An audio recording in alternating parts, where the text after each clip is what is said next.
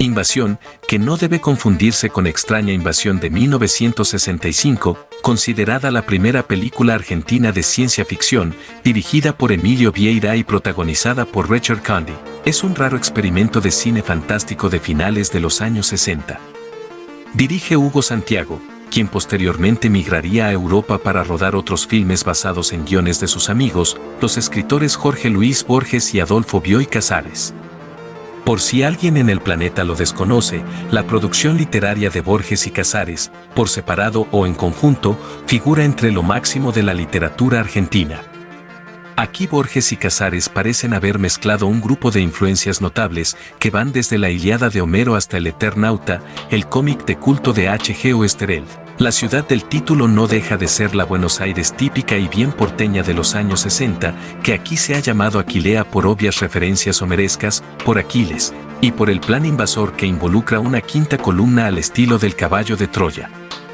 En cuanto a El Eternauta, la acción está situada en 1957, precisamente el año de publicación de la primera temporada de la tira de Oesterheld, y hay algunas referencias perimetrales a ideas que figuraban en el cómic. Por ejemplo, parte de los operativos invasores consiste en instalar un transmisor en un estadio de fútbol, e incluso los estadios son utilizados como centros de entrenamiento y tortura. En sí, no hay ninguna situación excepcional en la historia que la catalogue como ciencia ficción, a lo sumo se escuchan unos extraños aullidos o sirenas en algunos momentos del filme, pero sí entra con toda justicia en el terreno de lo fantástico. Vemos a un grupo de gente común, empleados de comercio, farmacéuticos, tipos de clase media, reuniéndose por las noches con don Porfirio, un viejo solterón y amante de los gatos, que los envía a realizar operativos secretos basándose en informes de inteligencia obtenidos quién sabe de dónde y para detener una invasión de quién sabe quién. Lo primero que resulta obvio es que se trata de una situación completamente fuera de lo normal. Aún en un contexto semejante, uno se pregunta cómo no existe policía ni ejército dedicado a la defensa, y por el contrario son los mismos ciudadanos los que deben organizarse al estilo de los partisanos de la Segunda Guerra Mundial. En un momento, uno de los personajes se pregunta qué sentido tiene defender a la gente de la ciudad, a la que no le interesa defenderse ni está enterada de lo que ocurre. El otro aspecto completamente irreal es que los invasores aguardan en las afueras de la ciudad una flota enorme de autos, aviones, gente a caballo, barcos, etc., esperando la señal para avanzar, cuando en realidad la única defensa de la ciudad es un puñado de tipos comunes, fuera de estado, sin mayor entrenamiento y armados con coraje y revólveres. En cualquier contexto común, sería una fuerza opositora sumamente fácil de aplastar. Todo esto sirve de excusa para generar un filme con partes de acción y thriller por igual. Los operativos son complicados, no siempre salen bien, y siempre se pierden miembros de la resistencia en el camino.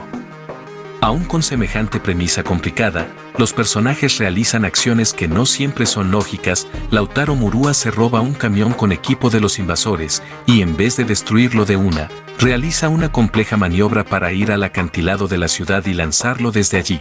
Quizás el motivo sea que no queden pruebas y que el resto de la gente no se entere de lo que está pasando.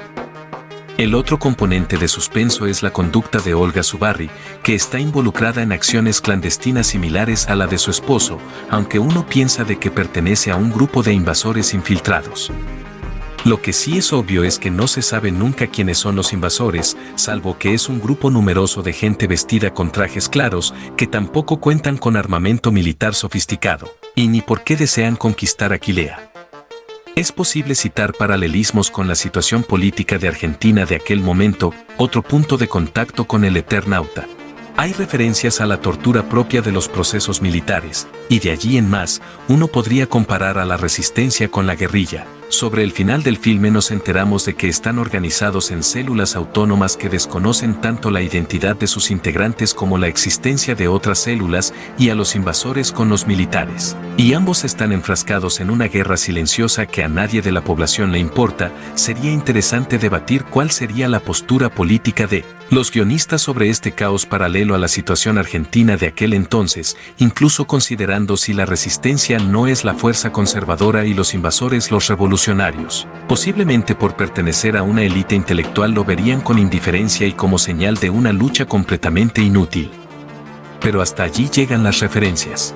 Si uno considera que el filme fue rodado en la época de la dictadura de Onganía, podría justificarse el hecho de que Invasión no puede expresar abiertamente sus intenciones de alegoría política. Eso no impidió que todas las copias del filme fueran secuestradas en 1978, solo sobrevivió gracias a que los productores lograron salvar una copia de los negativos llevándosela a Francia. En todo caso, ese es el mayor problema del filme, al menos El Eternauta tenía una agenda política explícita, pero Invasión no se da el lujo de permitírsela. Los motivos de la lucha son realmente vagos, y uno asiste a una premisa fascinante que no se anima a profundizar sus temas.